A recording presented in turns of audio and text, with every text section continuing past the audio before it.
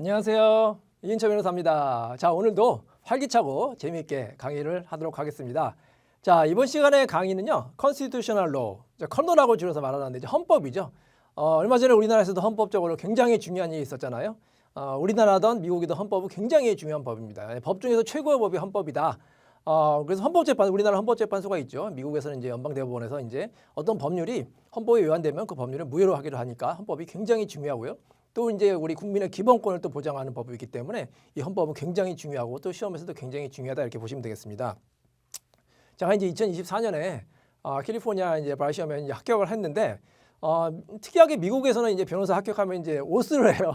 우리나라에서는 이제 변호사 이제 선서를 막 이렇게 직접적으로 하는지 아는데 미국에서는 이제 오스를 해야 되는데 원칙적으로는 미국에 가서 이제 법관 앞에서 이제 오스를 해야 되는데 이제 외국에 있는 사람 같은 경우에는 이제 대사관에서 이제 오스를 하도록 허용을 하고 있습니다. 그래서 제가 이제 미국 대사관 가서 이제 오스를 했는데 거기에 이런 말이 나오더라고요. 이제 오스의 그 내용이 I solemnly swear that I will support the Constitution of the United States. 그래서 뭐 캘리포니아 Constitution of the State of California 이렇게 하는데 미국 헌법은 이제 뭐 준수하다 그렇게 해서 대사관에서 이제 선서를 했던 기억이 납니다. 자, 그리고 나서 제가 이제 이렇게 신분증을 받았는데 신분증이 뭐 이렇게 약간 간단하죠. 여러분 나중에 한번 보시고요.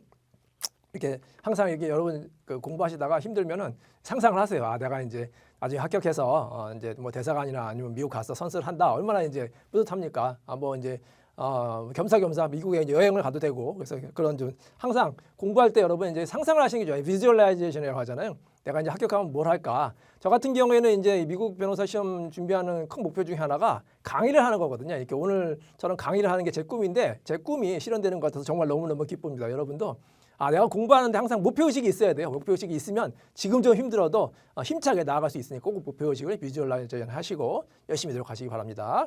자, 그럼 시작하도록 할게요. 자, 여러분 이제 헌법이라든지 어떤 뭐 다른 과목도 할 때 처음에 가장 중요하거든요. 특히 에세이 같은 경우에는 처음에 막혀버리면 긴장이 돼가지고 뒤에도 망치는 경우가 있는데 항상 처음이 중요하다. 그래서 처음에는 거의 펜터지 비슷해요. 우리가 이제 컨트랙 같은 경우에도 처음에 이제 애플리커블 로우, 그다음에 이제 컨트랙 포메이션 그렇게 설명을 드렸잖아요. 헌법 같은 경우는 제가 이제 이건 개발했는데 3S를 기억하자. 3S대로 저는 이제 에세이를 시작했거든요.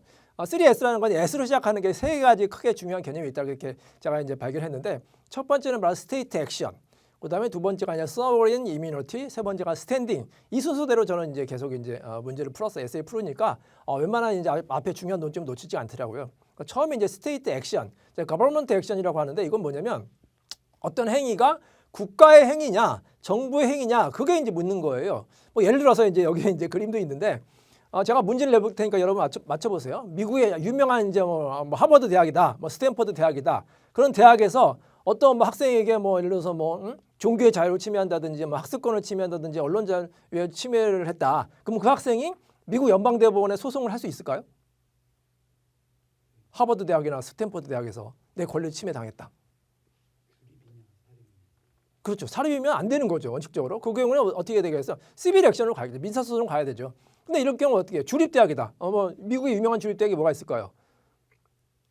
뭐 캘리포니아 뭐 주립대학이라든지 뭐 여러 가지 주립대학이 있잖아요. 아니면 국립대학이라든지 아니면 뭐 육사라든지 그런 학교에서 만약에 어떤 학생이 기본권을 침해했다. 아니면 어떤 교수의 뭐 정년을 뭐 인정 안 하고 예를 들어서 뭐 퇴직 청구를 했다. 그럴 경우에는 헌법이 문제가 된다는 거예요. 그래서 항상 이 침해하는 그 주체가 권리의 그 어떤 침해 주체가 행정부냐 아니면 일반 사인이냐 이걸 반드시 먼저 검토하셔야 돼요. 그럼 웬만하면 다 스테이트 액션이 되겠죠. 문제가 나오겠죠. 그래서 스테이트 액션이냐 아니냐 그걸 먼저 검토하시고 에세이를 풀어나가는 것도 굉장히 중요한 팁이다 이렇게 말씀드릴 수가 있겠습니다.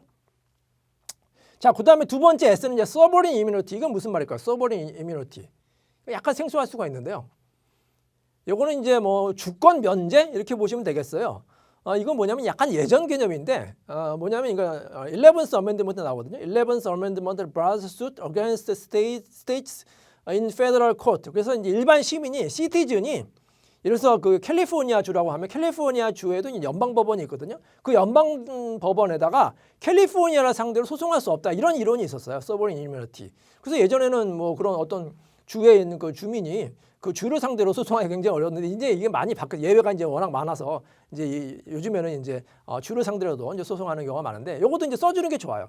그래서 대부분은 서브린 이뮤니티의 이론이 원칙이 적용이 안 되고 예외가 적용되겠죠. 왜냐하면 에세이가 여러분 팁인데 앞에서 안 된다고 하면은 뒤에 쓸 말이 없잖아. 그래서 앞에서 웬만하면 다 통과된다. 뭐 스테이트 액션도 통과되고 서브린 이뮤니티든 예외가 돼서 이제 계속 풀어 나가야지. 이건 안 된다고 해서 뭐 에세이 난 끝이다. 그렇게 하면 이제 점수를 얻을 수가 이것도 하나 팁이에요.